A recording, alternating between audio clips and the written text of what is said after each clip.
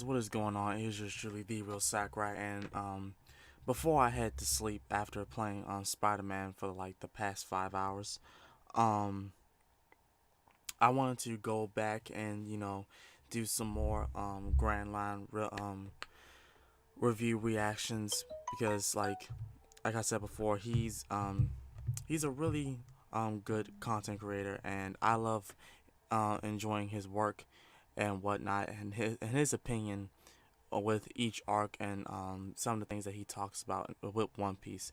I think later on he's gonna touch more into another different type of anime like My Hero Academia or whatever. And even if he does that, I'm gonna be still watching for that. So without further ado, let's have a look at this. And this is the Baratie arc. Hello and welcome to the Grand Line Review, your source for everything One Piece. So it's that time of week again where we jump into another arc review. Last week we covered Syrup Village and the introduction of Usopp, as well as the acquisition of the Going Merry. And today we're going to jump into the wonderful floating restaurant of Baratie. The Baratie arc is the fourth story told in the One Piece series, spanning 27 manga chapters and 12 anime episodes. And this is where I'd like to say that One Piece starts to get serious. Yeah. Up until this point, the series had been fairly light-hearted and adventurous, at least outside of flashbacks, but there was no real sense of this fictional world being particularly dangerous. Well, Baratie is here to change all of that. But starting off with the location, I love everything about this floating restaurant. It's a phenomenal idea and something that seems incredibly natural in a series about piracy. The fighting chefs who live and work aboard the restaurant are also really cool and quirky, especially the head chef Zeph and his amazingly tall hat.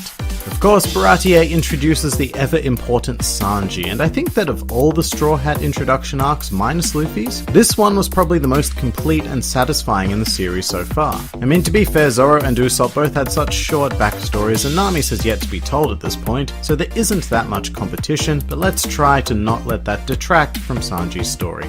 Oda really uses Sanji to get to the heart of what it means to take pride in being a cook. His flashback of being stranded with Zeph on the tiny island on the verge of starvation really told me everything I need to know about why Sanji believes what he does. And the shock of Zeph's decision to give Sanji all of the food and eat his own leg is a positively classic One Piece moment. A bizarre mixture of heartbreak and heart warmth that only Oda could conjure. And to add to everything, Sanji just had a fantastic character design. He was the element of suave and a bit of sophistication that this crew of misfits was desperately missing, and his fighting style is perhaps the most visually captivating of any Straw Hat member to this point and beyond. To this day, I still love the idea of him only using his legs in battle, because being a cook is Sanji's #1 priority, and he cannot risk or sully his hands in battle. And I think this restriction led Oda to think a lot more creatively about how Sanji can fight effectively, with the results being stunning. However, while this arc definitely belongs to Sanji, there is just so much more at play during Baratie.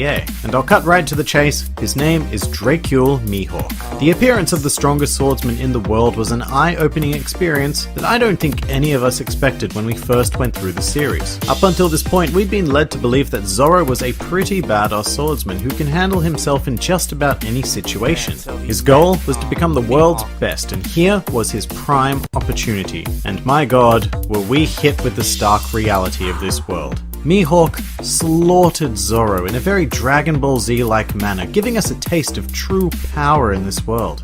All of a sudden, the Grand Line became an incredibly fearful place, as it was home to monsters like Mihawk. In this moment, we realized just how small the Straw Hats were in comparison to this world that we were invested in, and it made the prospect of exploring more of it infinitely more exciting and terrifying at the same time. With that said, the main antagonist of this arc was Don Krieg, and he was absolutely nothing compared to Mihawk. So yeah, he wasn't the best villain, but the threat was still real. He led an impressive armada against Baratie and had some fascinating characters by his side. Gin in particular is still a favorite of mine due to his design and awesome fighting style. Yeah, and you know what, I also forget that Gin actually defeated Sanji, which is no mean feat even at this early stage of the story. In fact, Gin is so cool that he makes up for what Don Krieg lacks as a primary antagonist. But you know, Don Krieg being a bit lacking is kind of the whole point of him when you think about it. Krieg's beliefs are in exact opposition to those of Luffy. He's the kind of guy who believes that he will win if he simply has more ships, more men, better weapons, and tougher armor. He doesn't put much stock in his own strength, and relies very much on trickery to overcome his enemies, which even earned him the nickname Foul Play Krieg.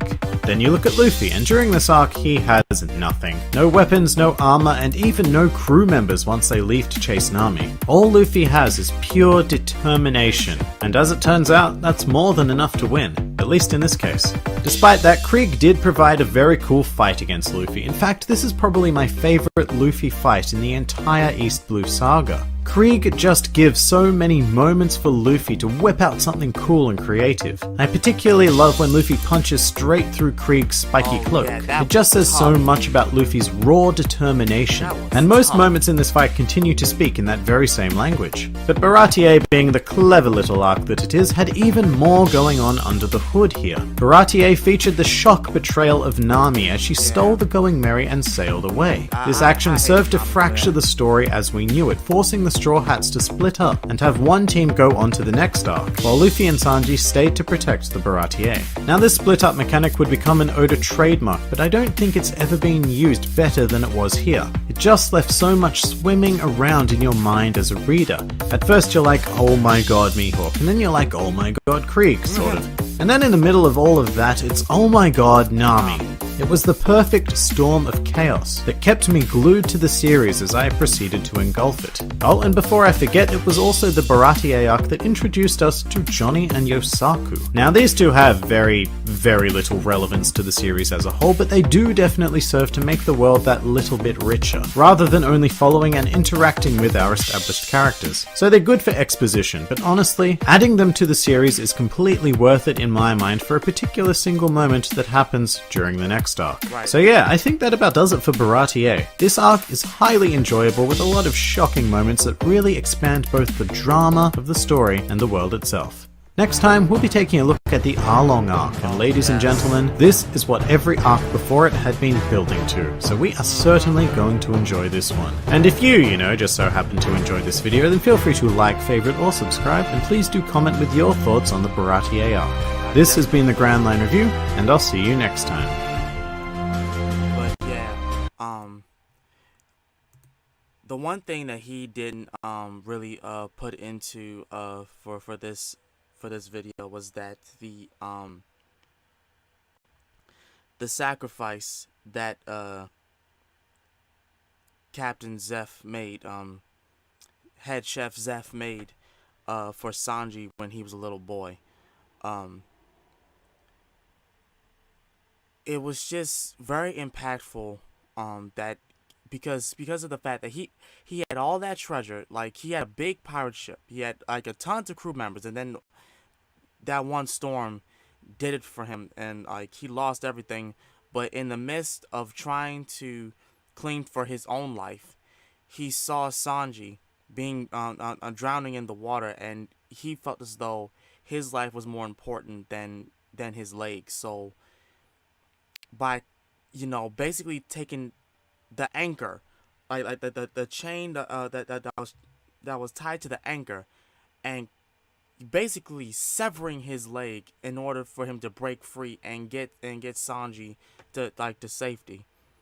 It was just that mainly just made me understand what kind of anime I was gonna be watching, what kind of anime I was gonna be looking at from here on out. Like this is an anime that really wants to get at your heartstrings and wants to let you know that there are people who actually give their lives for people that little people that they don't even know. Like for this instance, Zeph and Sanji, and how he basically raised Sanji after that, because they were on this big old rock. I don't want to spoil it for you guys, but I just basically want to express how I felt about this moment, because this moment was touching. Because Sanji, little Sanji, like, he was rationing what food he had left. They were basically stranded on that rock, and he was rationing it until it went fully bad. Like, until it was just spoiled and like rotten and whatever. He was on his last like loaf of bread, and as it like fell in the water, he got pissed at Zeph is because he thought he had all the food left. Turns out it was nothing but treasure, and you could just see Zeph just fading away in like into nothingness because he hadn't ate at all. He didn't eat anything. He literally just gave Sanji all of the food that he had, and that just let um me know how much of a man Zeph was, how manly he was, and like he was willing to put Sanji's life first other than himself, even though he was um crippled with one leg. But yeah, thank God for this arc. Like this arc, I'm not even gonna lie. This arc, along with the Usopp the arc that was featuring Usopp, it had me in tears. It had me actually tear up. That was the first time it actually made me cry. So yeah, that's going to be it for this video. I hope you guys enjoyed it. If you guys did, be sure to like, comment, and subscribe. Even though this video was kind of all over the place at the end, but until then, this has been the real Sakurai, and I hope to see you guys next time. I'm out here. Peace. Ooh, Jordan, the mic. I'm out. Bye.